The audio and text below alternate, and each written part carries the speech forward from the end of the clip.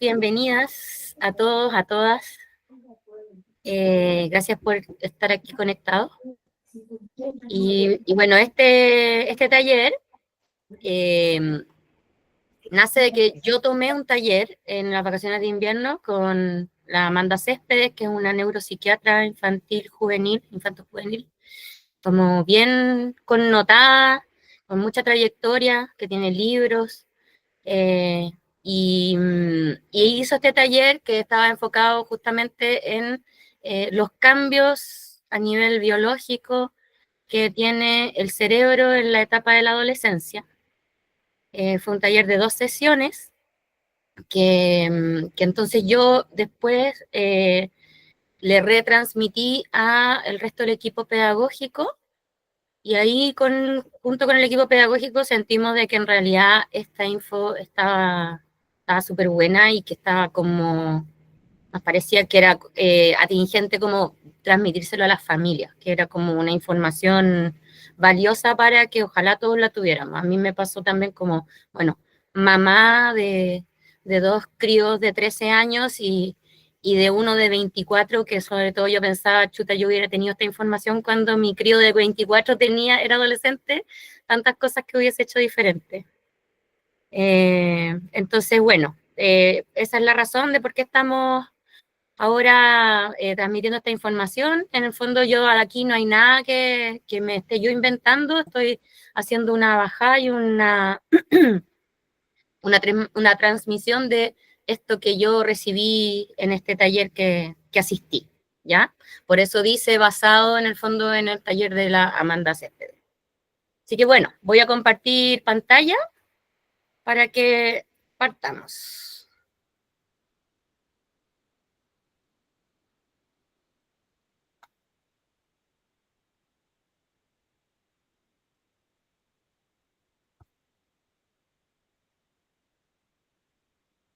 ¿Se ve bien ahí? Sí, súper. Ya, genial. Bueno, entonces, la primera diapo que les voy a mostrar tiene, no sé cómo hacer para ir a la siguiente aquí desde aquí. Tienes que entrar al archivo, abrir la ventana donde está. Yo en el archivo. Ok, ya entendí. Presenta desde el archivo, Cote. Sí, ya. Perdón. Ya. Aquí hay una frase que dice, la juventud de hoy está viciada. Parece despreciar a la autoridad, se muestra irrespetuosa frente al anciano. Contradice a los padres y no respeta la autoridad del maestro. ¿Qué les parece esta frase? ¿Quién creen que la puede haber dicho? ¿O de qué fecha creen ustedes que podría ser? Yo creo que Ahí, de cualquier época de la historia puede ser eso.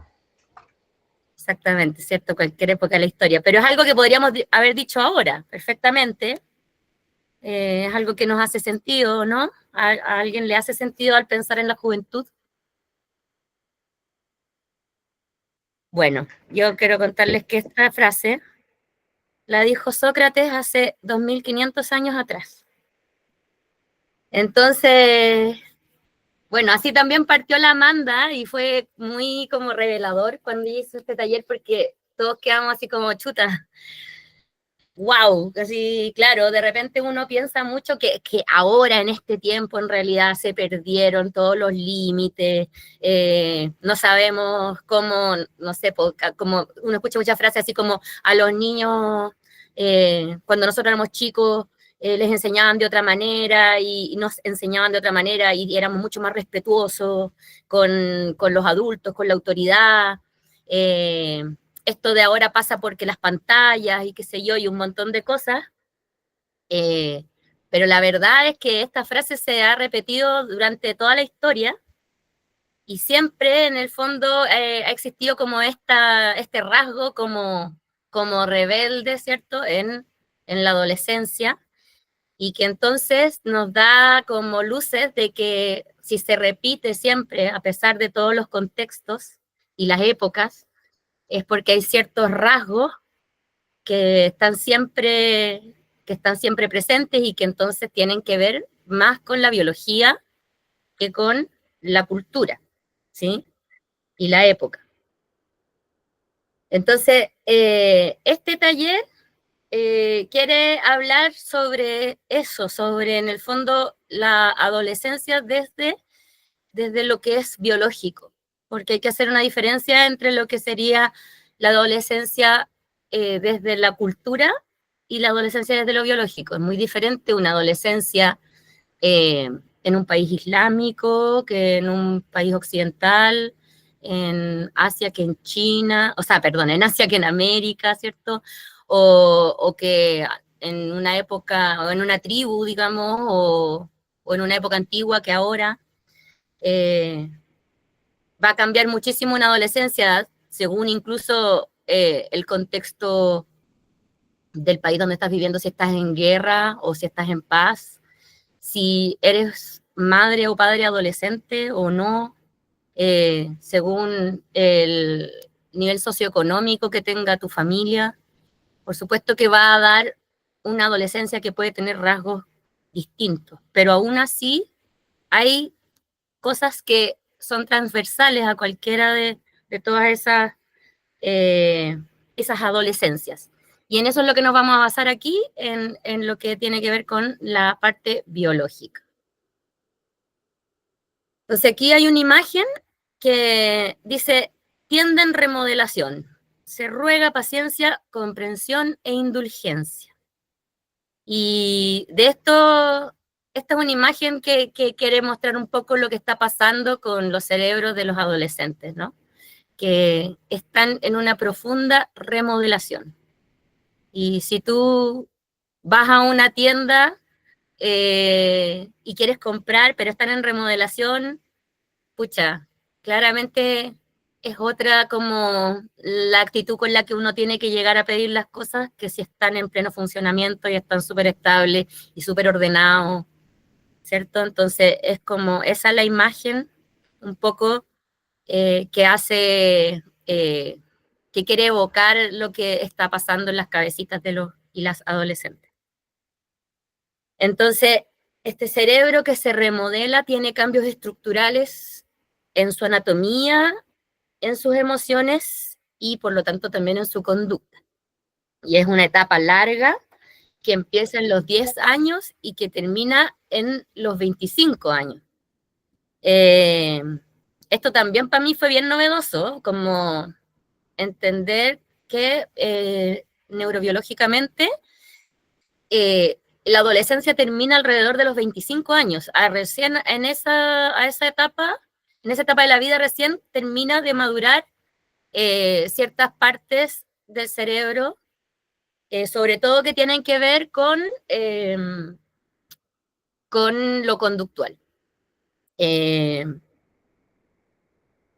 Entonces de pronto uno como que piensa que pucha ya a los 18 más, como que oye ya, claro, para la ley eres adulto o tendríamos que exigirle un montón de cosas porque son grandes, pero esto como que también nos viene a mostrar que la cosa es un poco más grande de lo que de repente uno piensa, un poco más larga.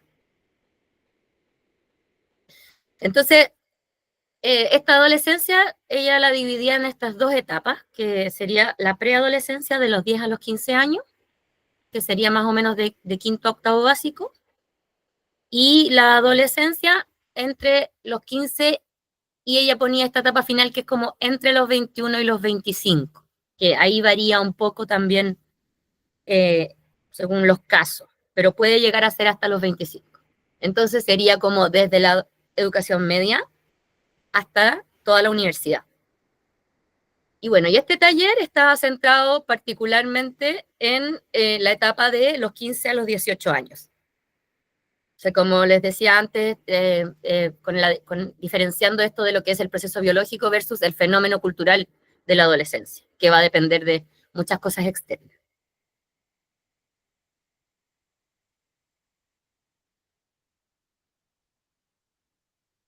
Entonces, este cerebro que durante estos primeros 25 años de la vida tiene profundas transformaciones con gran impacto en todas las áreas, en el área cognitiva, en el área social y en el área emocional. Se podría decir que esta remodelación la podríamos dividir en dos fases que van intercalándose. Entonces, hay una fase que se le llama fase crítica. Cuando vienen estas fases críticas, es momento en que se hacen podas neuronales, que quiere decir que hay muerte de neuronas que ya no se están usando, y reconexiones y mielinización, que es como cuando se vuelven a conectar una neurona con la otra, como un nuevo cableado más eficiente, pero con menos neuronas. Y entonces eso trae apertura a nuevas experiencias. Y otras etapas que son las fases sensibles, donde no están habiendo estas podas neuronales, estas pérdidas y ganancias, y que son etapas como en el fondo donde es como para afianzar lo que ya tengo. Entonces, claro, esto de que los niños pequeños antes de los 5 años tienen 3 veces más neuronas que un adolescente. De repente uno pensaría que podría ser al revés, que un adolescente con un cerebro ya mucho más grande y todo podría tener más neuronas, pero no. De hecho, son 3 veces menos, pero en el adolescente ya están como mucho más sofisticadas y complejamente conectadas. Entonces, estas fases críticas y sensibles, bueno, si hay alguien que quiera hacerme alguna pregunta o decir algo, puede ahí interrumpir sin problema, ¿ya? Estas fases críticas y sensibles están como ubicadas en estas épocas de la vida.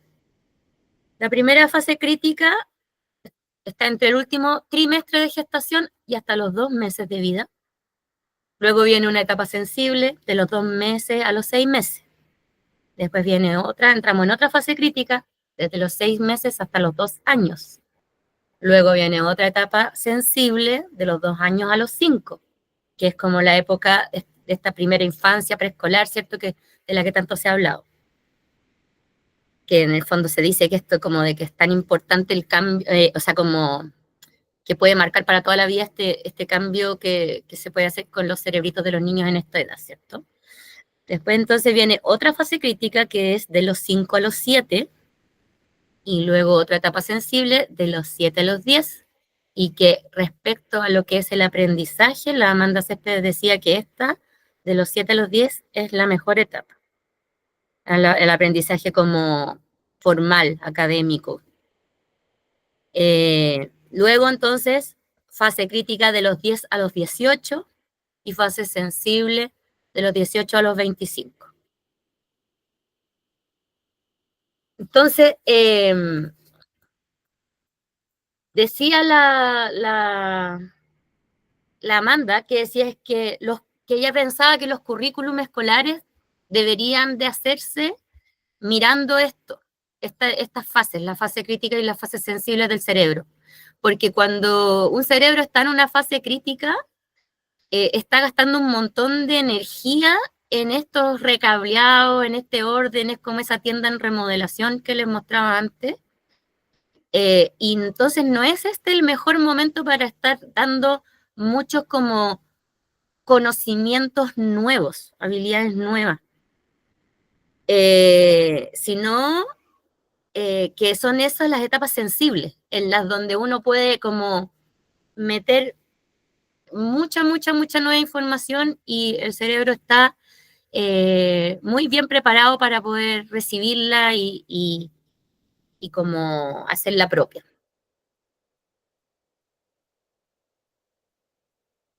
Esto es bien importante. En las podas neuronales se desecha lo que nunca se usa, o sea, lo que ya no se usa, digamos, y lo que no se ejercitó sistemáticamente. ¿Qué pasa? Que de pronto en los currículums escolares, o sea, más del formato tradicional, ¿cierto? Se enseña muchísimo contenido.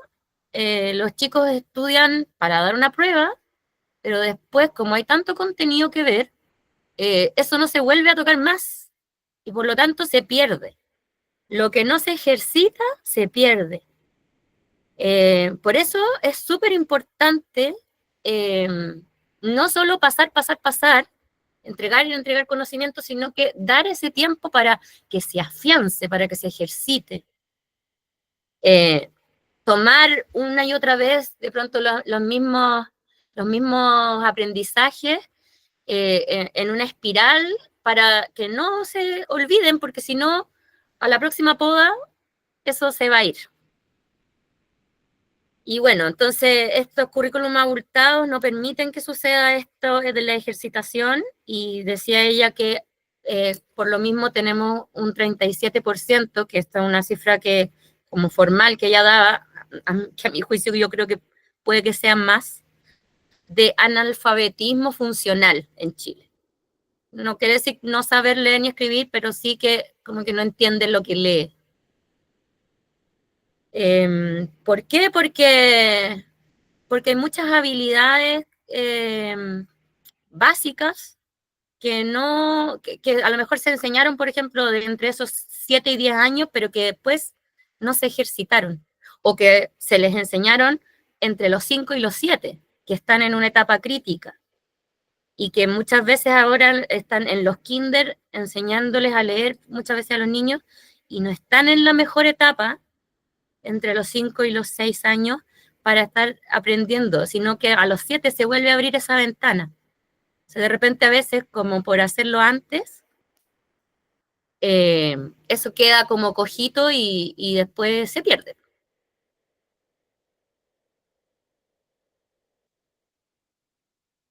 Bueno, esto que está aquí nos dice, lo voy a leer porque textual me parece importante, que en la preadolescencia, por lo tanto hablábamos de la etapa de los 10 a los 15 años, se están cocinando capacidades que son las que van a permitir que el cerebro cognitivo después de los 15 años sea muy bueno.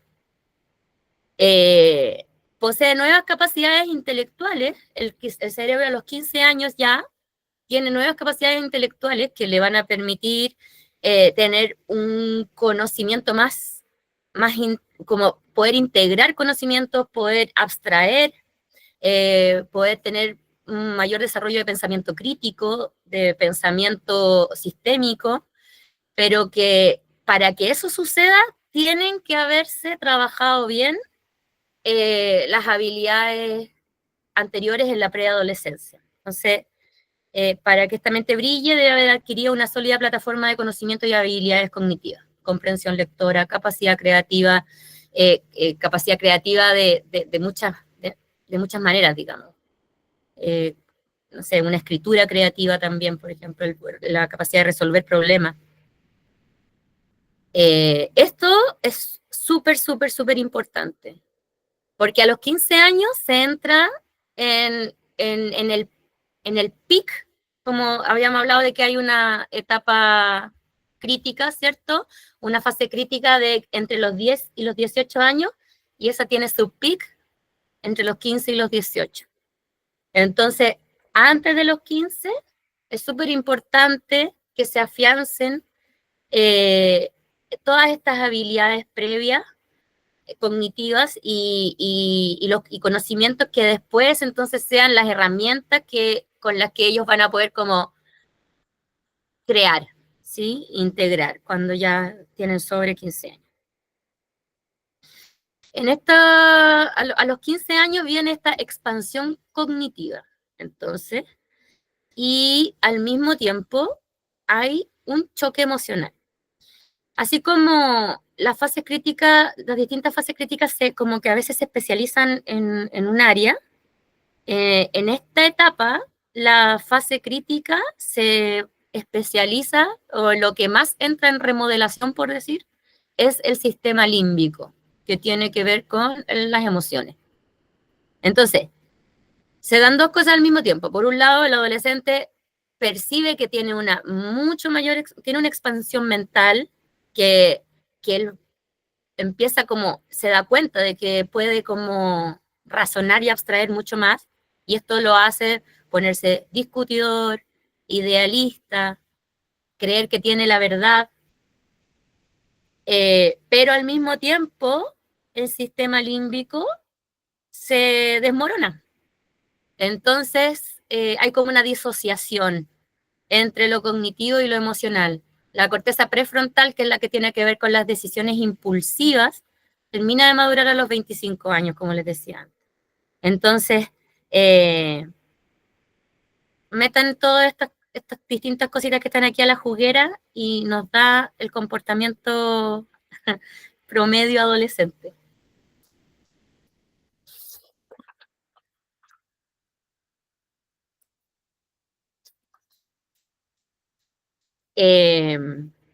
Probablemente es normal, de hecho, que un chico en esta etapa tome decisiones precipitadas, que se muestre poco flexible, pero al mismo tiempo se da cuenta de que él con su mente puede llegar muy lejos.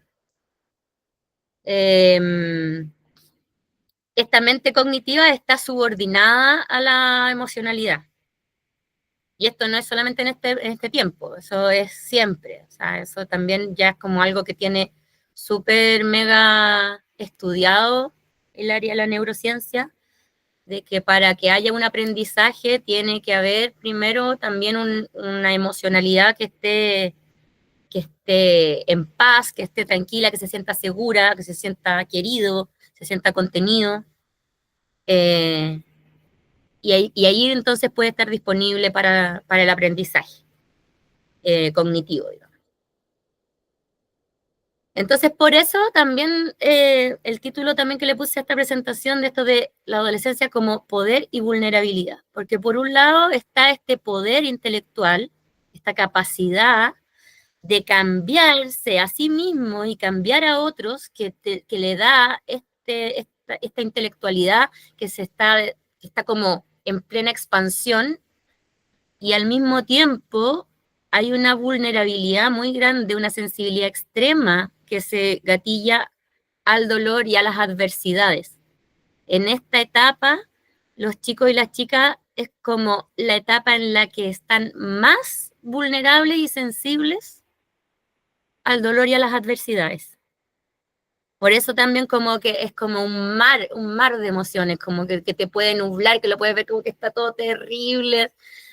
Y no es que estén exagerando, sino que ellos lo están viviendo así, lo están viviendo exagerado, están viviéndolo con el volumen al máximo, porque biológicamente eso es lo que les está pasando en su cerebrito. Y esa máxima disociación se produce entre los 16 y los 17 y medio. Entonces, ¿qué pasa en esta etapa? Que empieza a aparecer, hay una cosa dentro del cerebro que se le llama como el circuito de recompensa, que está dentro del sistema límbico y que entonces él busca estímulos, ¿cierto? Busca, lo tengo anotado aquí, espérame un segundito.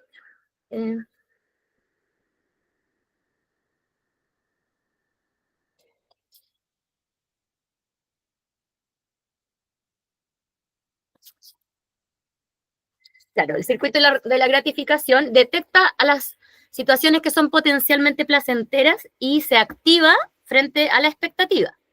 Y entonces cuando se vive la situación se libera dopamina y la dopamina refuerza la expectativa, por lo que entonces después busca repetir la experiencia que se vivió. Así funciona el circuito de la gratificación o el circuito de la recompensa.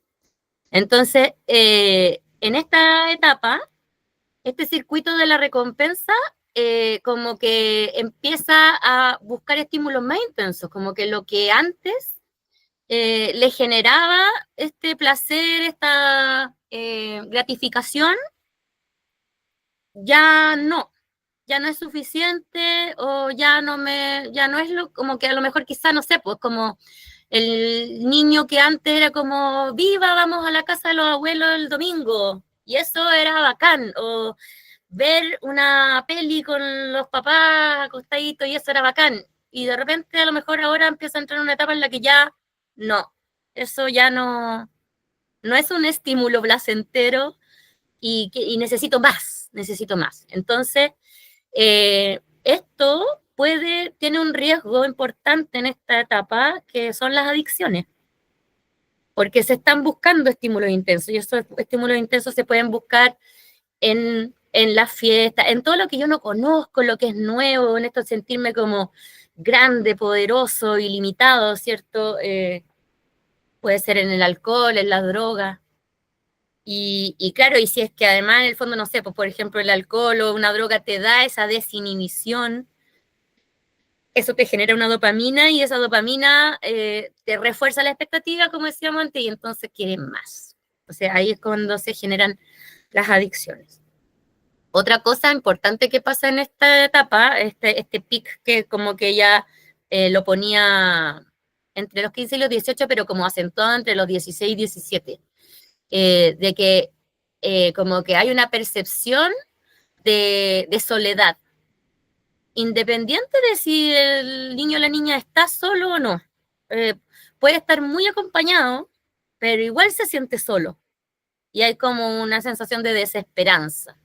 Y es normal, es biológico.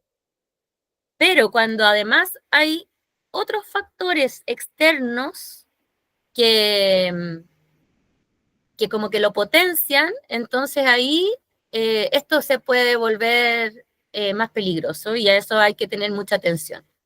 ¿Esto qué puede ser? Puede ser el bullying, puede ser, bueno, distintas cosas que le pueden estar pasando quizá a nivel familiar o de sentirse excluido o tener una baja resiliencia, y entonces como que aumenta bastante en esta etapa, así estadísticamente, las depresiones y los pensamientos suicidas. Entonces ahí hay que tener una atención grande con los chicos porque, como decíamos antes, están en una etapa de mucha vulnerabilidad, como que todo lo que tenga que ver con lo emocional se les hace un mar gigante, entonces hay que cuidarlos, hay que cuidar a los adolescentes, hay que acompañarlos. Crisis de identidad. Pasa que esto también desde esto que estamos hablando de este sistema límbico que como que se desmorona y se reconstruye, al adolescente se le destruyen todas sus identidades de la niñez y tiene que reconstruirse. Entonces, es como que todo esto que él laboriosamente se dedicó a construir y que era como lo que me hace ser yo, ya no.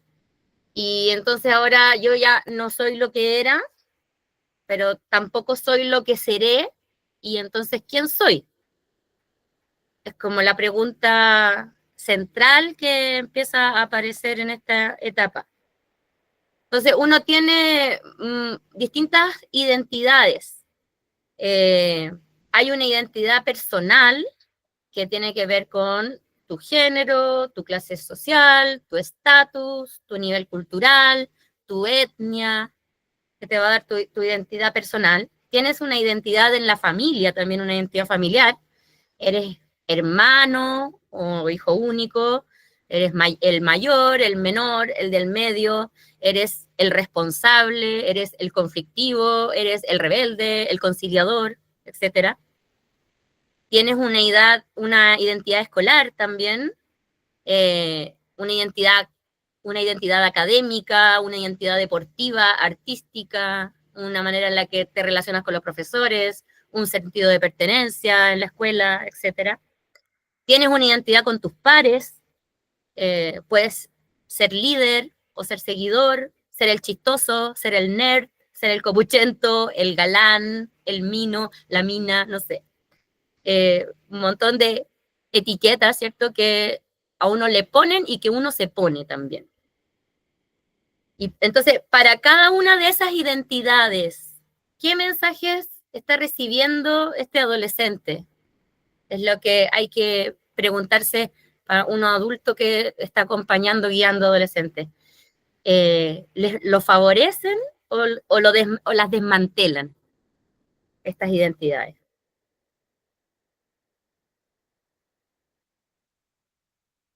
Y bueno, la Amanda decía que ella considera que la adolescencia en sí misma, por esta vulnerabilidad extrema emocional, ella la considera como un grupo de riesgo en sí mismo.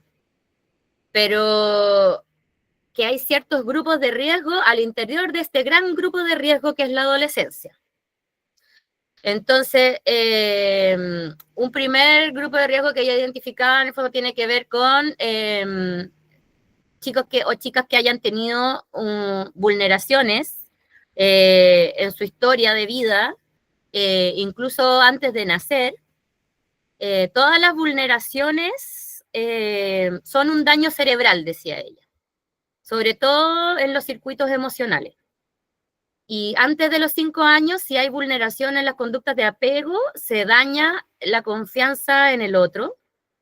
Y el resultado de esto muchas veces es violencia en la conducta. El trauma, cuando ha habido trauma, también eso se considera como un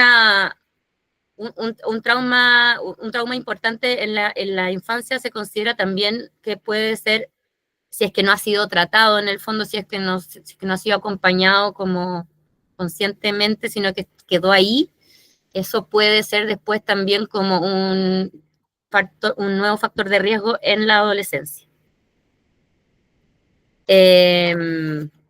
Después, las neurodivergencias.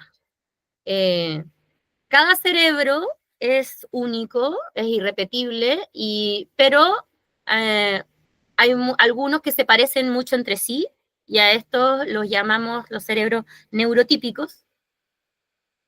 Y hay ciertos cerebros que tienen una manera diferente de procesar la información, y muchos de esos ahora tienen, ¿cierto?, como unos nombres, como el trastorno de déficit atencional con hiperactividad, el trastorno del espectro autista, este que está aquí, que lo pongo yo, no es tan conocido, trastorno de aprendizaje no verbal.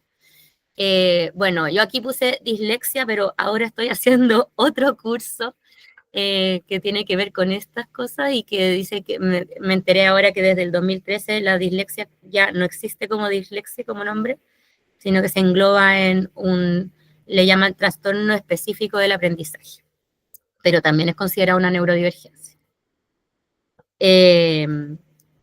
Y bueno, ciertas psicopatologías que se pueden traer desde la niñez. Personas que puedan ser genéticamente distintas, personas del colectivo LGTBIQ+, pueden vivir estas crisis de identidad con mayor intensidad.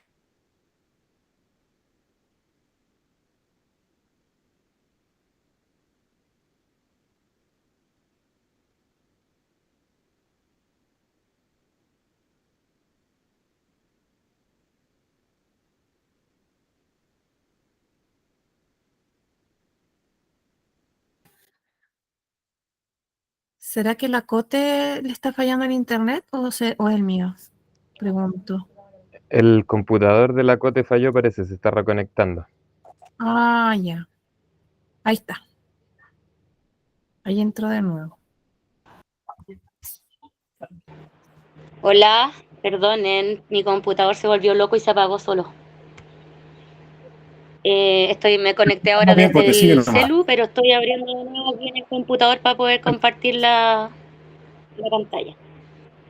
Si quieres me mandas la presentación y yo la puedo compartir desde acá. Sí, no, pero si yo metiéndome ya aquí puedo compartirla. Si es que hasta ahora hay alguien que quiera comentar algo, alguna duda, comentario, podríamos por mientras abro la palabra.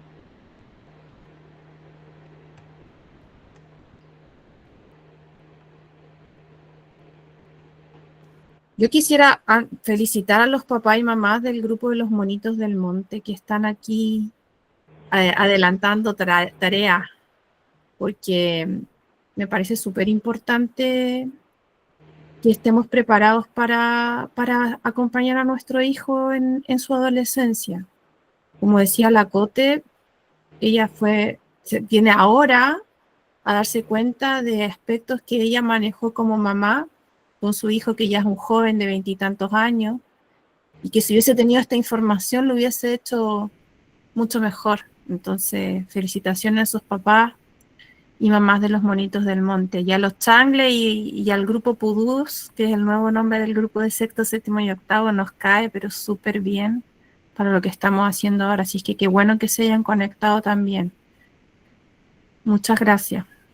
Gracias, Cote. Ahí seguimos.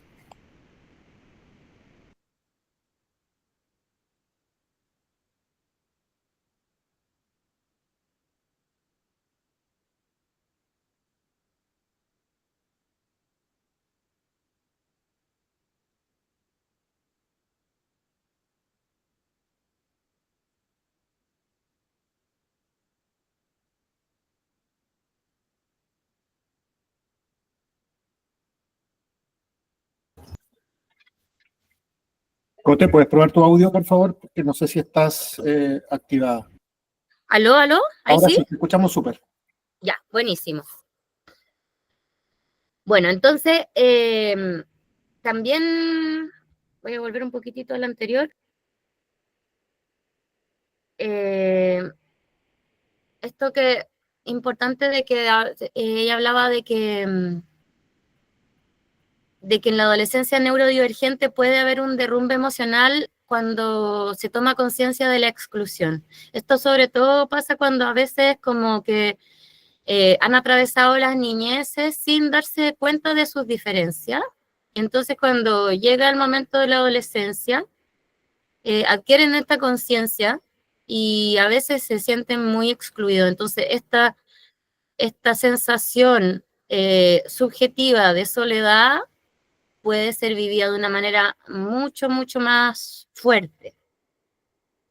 Y bueno, y esto no solamente en las neurodivergencias, sino que, como decíamos, en cualquier persona que tiene algún rasgo o algo en lo que se sienta distinta, diferente al resto. ¿Cómo acompañar entonces esta adolescencia? Y aquí vienen las cosas que yo siento, porque lo demás, claro, es información súper valiosa como teórica, pero entonces, ¿cómo bajamos esto entonces a lo concreto? Y este acompañamiento que nosotros estamos haciendo, ¿cierto?, de niños, niñas, adolescentes, acompasadamente, sin presionar, sin, ni adelantarse con impaciencia. Eso como una primera cosa.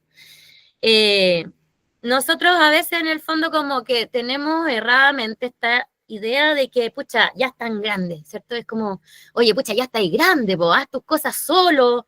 ¿Cómo puede ser que yo tenga que estar diciéndote una y otra vez?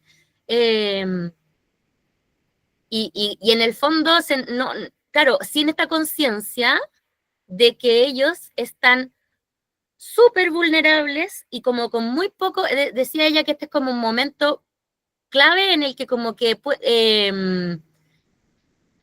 sobre reaccionan al estrés, tienen muy poco aguante al estrés. Esto como que los colapsa rápidamente a esta edad. Y muchas veces nosotros como que pensamos que los críos a esta edad ya como que ya, pues ya te di tiempo, ya fuiste niño y ahora rinde. Y a veces ellos están emocionalmente colapsados, como intelectualmente pueden, pero emocionalmente se ahogan. Entonces, la presión que nosotros les pongamos encima, a veces uno como que, a mí me pasó como mamá con mi hijo mayor, que empecé a retarlo mucho más, porque le peleaba también, además porque también, claro, ellos, o sea, para mí fue como de libro escuchar esto, así como se empezó a poner discutidor, idealista, obtuso, yo sentía que me peleaba por pelear, por tener la razón, y eso a mí me daba rabia y yo me ponía como desde la misma adolescente también a discutirle, pero claro, cuando uno entiende que no te están tratando de joder, que sino que es un proceso biológico, que están construyendo identidad porque se les derrumbó su propia identidad anterior y que además emocionalmente están buscando quién son y necesitan validarse desde estas conductas, pero que al mismo tiempo hacen estas cosas como reflexiones de grande, pero no tienen una corteza prefrontal desarrollada todavía como para poder reflexionar bien tampoco. O sea, uno como que, claro, quieren comportarse como grandes y uno quiere exigirles también como grandes, pero es que ellos no son grandes, pero tampoco son chicos, están en ese intermedio que es complejo, que tampoco ellos lo entienden bien y que uno de pronto en el acompañamiento les sobreexige. Y al sobreexigir, ellos entonces se ponen más a la defensiva, más se cierran y se colapsan. Entonces, súper importante saber, recordar que este sistema límbico está en crisis. Y entonces, volver a ese cartelito de la tienda en remodelación que decía, se ruega paciencia, comprensión e indulgencia. Ya saber que están en una etapa crítica es un paso para poder acompañar con sabiduría. Es importante tener esto presente como uno como adulto para respirar y tener más paciencia también. Y bueno, y que acordarse en el fondo de que es el sistema límbico lo que está en la crisis más grande, que hay mucha crisis ahí, también está todo lo que es como lo físico, ¿cierto? Los cambios físicos, estructurales que están viviendo, pero es por sobre todo lo emocional. Entonces, alinearse, por ejemplo, entre las mamás, papás, los profesores, los especialistas, si es que hay especialistas que lo están viendo, la comunidad, es algo muy importante para poder acompañarlos. No intentar sacar al adolescente de su subjetividad para llevarlo a la objetividad. Esto también es algo muy importante, como que uno quisiera así como llevarlos a lo objetivo, pero es que no les corresponde. Y está bien que ellos estén en esa etapa y que la vivan, y como que es muy importante validarle esas emociones. Entonces, muéstrame cómo a ti te gustaría validar lo que ellos están sintiendo, viviendo. Es algo que también tiende un puente muy, muy grande y que nos ayuda a poder acompañar mejor. Y por otro lado, canalizar. Canalizar los riesgos en espacios seguros, o sea, facilitar el riesgo contenido. Porque si nosotros no les facilitamos esos lugares en los que puedan correr riesgos, lo van a ir a buscar afuera. Y ahí es donde pueden haber, de pronto, cosas más, pueden pasarle accidentes o cosas más graves, meterse en cosas que nadie quisiera que les pasen, ¿cierto? Entonces, esos espacios seguros donde pueden correr riesgos, pero que son riesgos más contenidos, puede ser el deporte, puede ser acción social, puede ser hacer algo que antes no han hecho, que los expone, participar en un grupo de arte, en un grupo de música, en hacer circo, en una banda, qué sé yo, pero con algo que antes ellos no habían hecho y que les pone un desafío por delante, en el fondo, del que genera esa como adrenalina.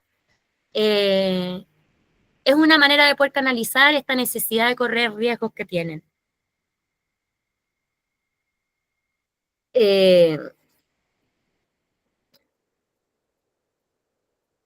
Los adolescentes en el fondo tienen como una fuerza gigantesca.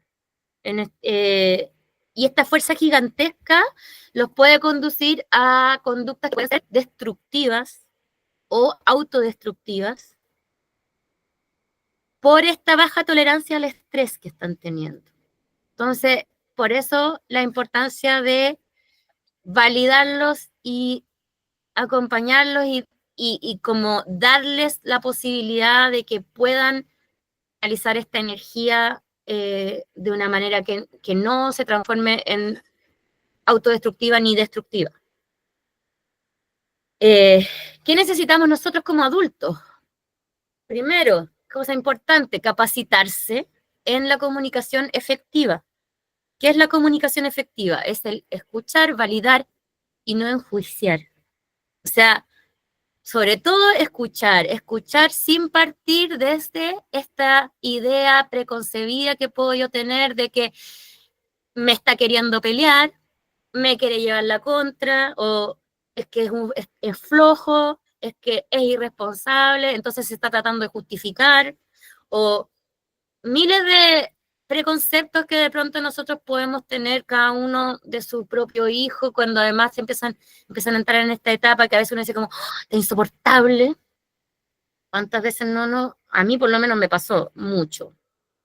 Que era como, devuélvanme a mi niño, que era amoroso, que era tierno, que era regalón, y que de repente se, se empezó a poner así eh, como con pinchos. Y, y entonces una escucha que no enjuicia y que valida.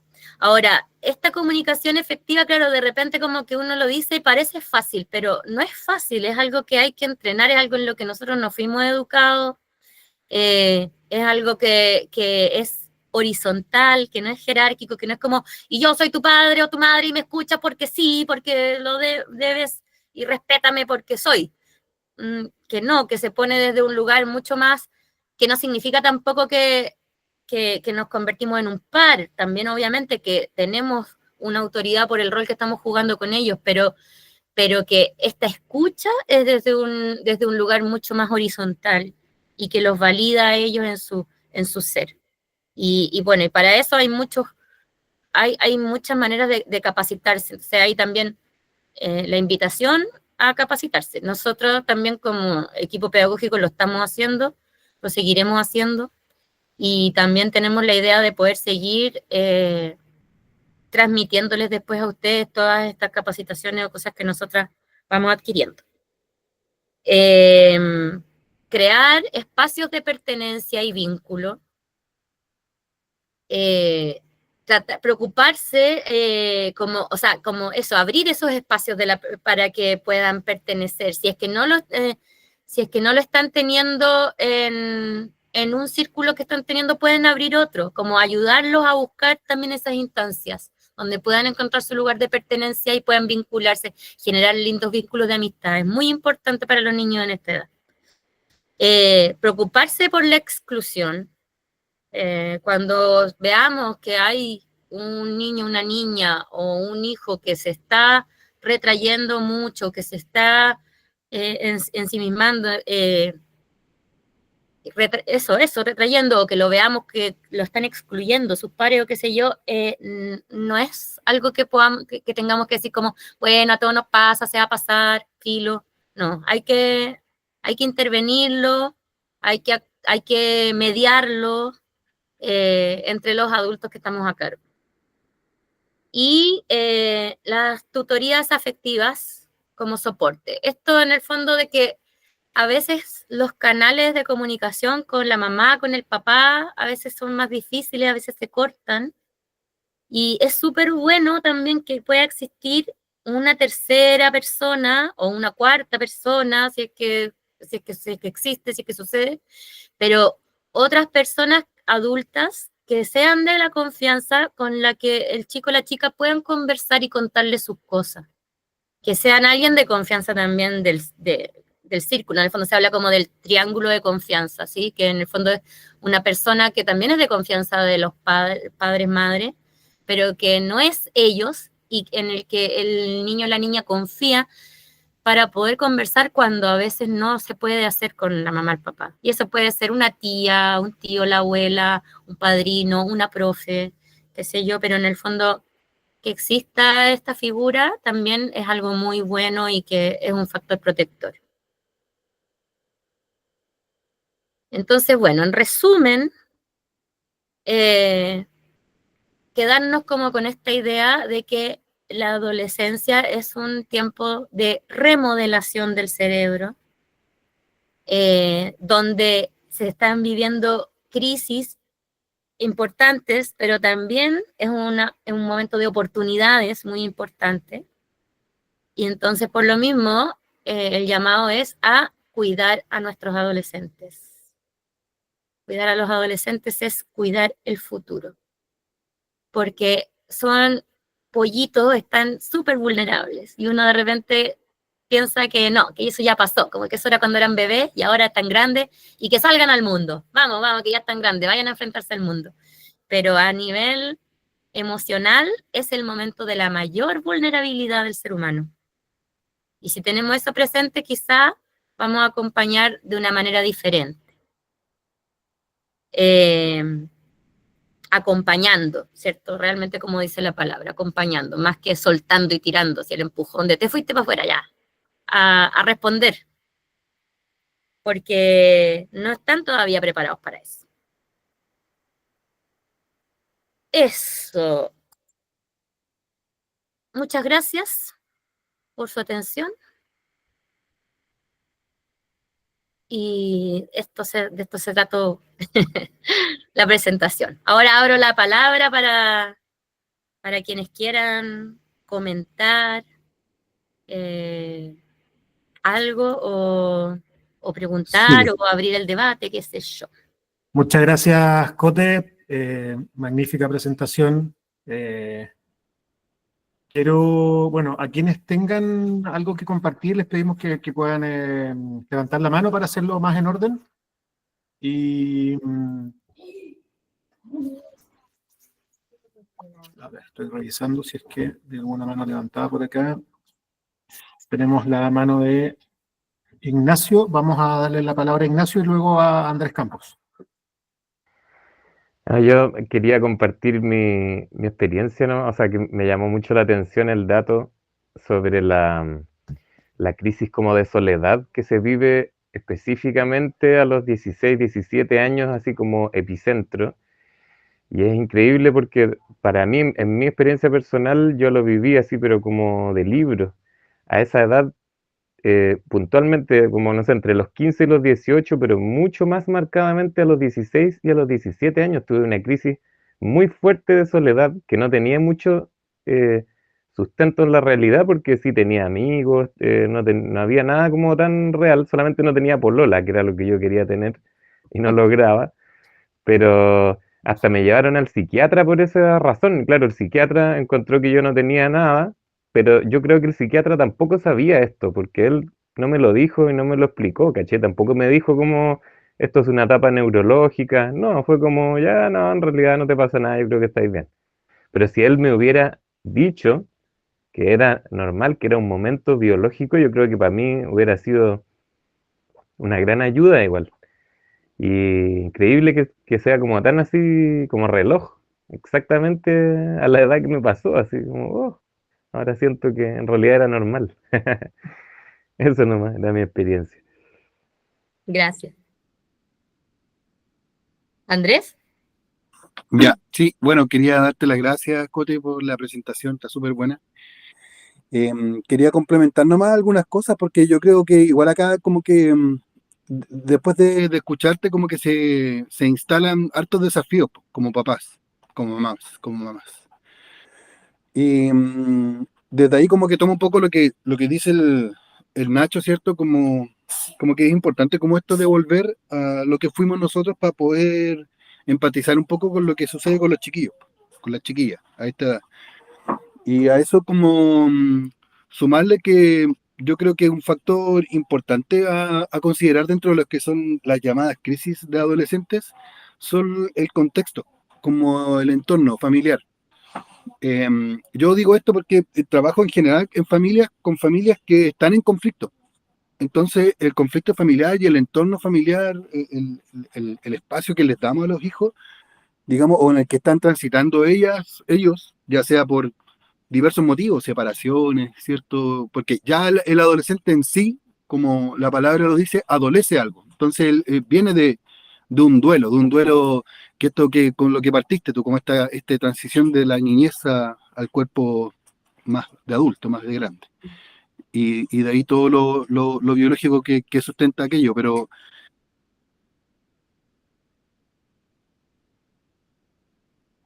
va en evidencia, por lo menos de donde yo lo veo, que en la medida que nosotros logramos mantener un ambiente como más armónico, más tranquilo, todos estos desafíos que se nos plantean, desde la asertividad, desde la comunicación, yo no diría que horizontal, pero sí con límites claros y con cariño, se hace un poco más llevadero.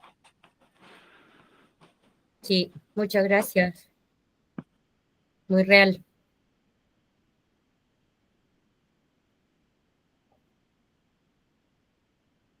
¿Alguien más que quiera decir algo?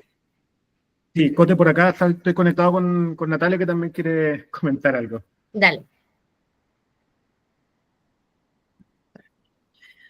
Hola, Cote. Oye, gracias por la presentación, por una clase en realidad. Yo estoy como igualmente asustada y fascinada con esta etapa. La estoy viviendo con la Leo y me emociona y me asusta todos los días. Creo que es una oportunidad para esto que tú nos dices, como de que en vez de dejarlos ser, hay que tenerlos cerca y cuidarlos. También hace que no me duela tanto que verla tan grande, ¿sabes? Porque también es un duelo para uno, pues, ver que ya crecen, que tienen otras opiniones y eso lo manifiestan. Y no tomárselo personal, en el fondo, no es algo contra nosotros, sino que es algo que ellos deben vivir, que a lo mejor muchos de nosotros no pudimos vivirlo, que teníamos padres más autoritarios quizás. Entonces, poder darle la oportunidad a nuestros hijos que se desarrollen y con la seguridad de que si cometen errores o si están en algún momento con dificultad, pueden contar con nosotros.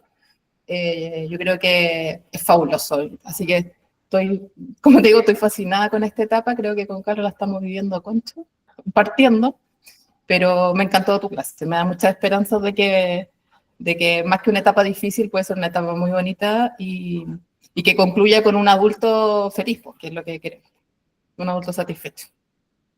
Gracias. Sí, Sí. yo quiero también complementar, bueno, dentro de mi experiencia también me tocó estudiar en uno de los posgrados que hice respecto a la felicidad. Y se hablaba bastante sobre temas muy relacionados con esto, con estos momentos de la vida donde se están forjando ciertas cosas, cómo después eso nos impacta cuando grandes, con nuestras percepciones también de aquello que podemos hacer, los logros que podemos obtener y cómo eso se asocia con la felicidad, con el bienestar, etc.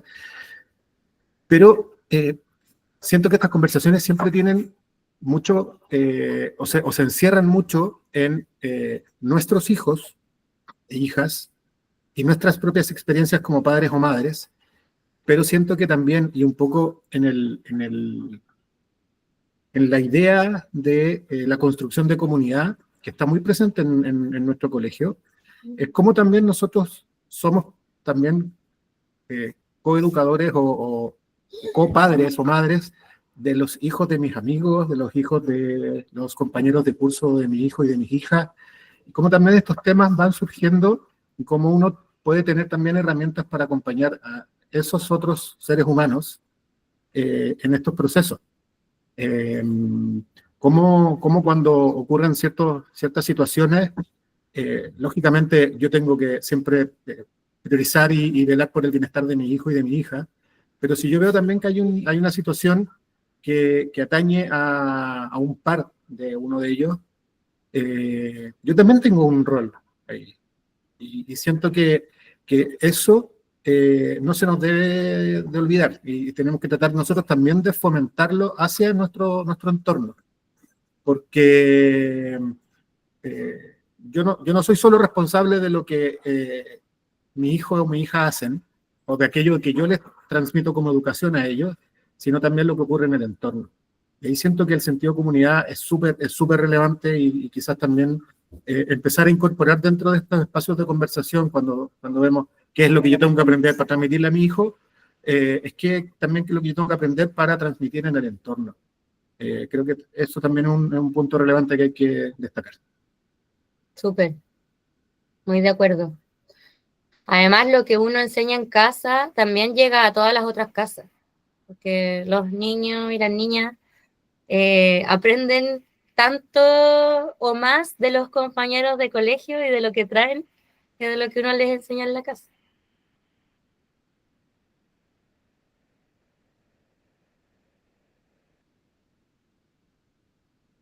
Bueno, no sé si hay alguien más que quiera decir algo. Yo quisiera agregar a lo que comentaban Natalia y Carlos, lo último que decía, la importancia de esta cocrianza que estamos haciendo, Y pedirles a todos los que estuvieron ahora que inviten, motiven a las otras familias a ver esta grabación, porque aquí hay un cuidado, un tiempo, una dedicación, un trabajo realizado por la COTE, que lo presentó también al equipo de profe, las profesoras coordinadoras que organizan para que las familias participen en estas instancias. Nosotros en Espiral estamos convencidos de que esto tiene que ser en conjunto. Podríamos seguir haciendo nuestros propios talleres y formación independiente de los padres y madres. Todos los profes en Espiral se están permanentemente formando, pero hacerlo y compartirlo con la familia me parece que además de ser un acto de generosidad, es también el querer invitarles a que trabajemos en conjunto, que esto no lo podemos hacer en la escuela, como tampoco ustedes en la casa pueden hacer un tremendo trabajo y que nosotros en la escuela estemos haciendo lo contrario, una cosa totalmente distinta. Entonces, para eso es tan importante que nos podamos alinear en el lenguaje, en los conceptos, en el trato, en la forma de entender a nuestros niños, niñas, adolescentes, porque desde ahí de verdad que vamos a construir algo distinto. Lo que nosotros queremos hacer en Espiral es algo distinto. Queremos tener un sello diferente, queremos que nuestros estudiantes cuando sean adultos se acuerden y tengan un recuerdo en sus cuerpos, en sus mentes, en sus corazones, de que fueron cuidados. Entonces, esta es una forma de cuidarlos. Así es que pedirles ahí que inviten a las otras familias que participen en las actividades que estamos haciendo, algunas que son recreativas, otras formativas, las reuniones, pero estar presente va a marcar una gran diferencia entre los jóvenes y adultos que van a ser los que egresen de Espiral y los que salgan de otros colegios. Así es que eso, gracias por estar hoy día, muchas gracias. Sí, muchas gracias a todos los que se dieron el tiempo y se conectaron. Sí, gracias por la clase y gracias Paula también por estar, porque tú no estás aquí por hijos, sino simplemente por acompañar. Así que gracias. Gracias totales. Yo quisiera pedirles, voy a mandar una pequeña encuestita al grupo, lo quiero mandar al grupo donde estamos todas y todas, al que se llama Informaciones. Va a ser 1 minuto que la contesten ahí, para que también eso sea una manera de mostrar, de saber cómo les llega a ustedes este taller, esta charla, y cómo seguimos avanzando con otras propuestas también. Así es que en 1 minuto se las voy a mandar a ese grupo para que todos la respondan ahí, por favor. Muchas gracias. Eso. Ya, pues, entonces, muchas gracias y nos vemos. Que vaya todo lindo. Nos vemos el viernes en el asado. ¿Ah? Sí, Ya, nos nos vemos. vemos. Chao. Chao. Chao. Que esté bien. Chao, los esperamos.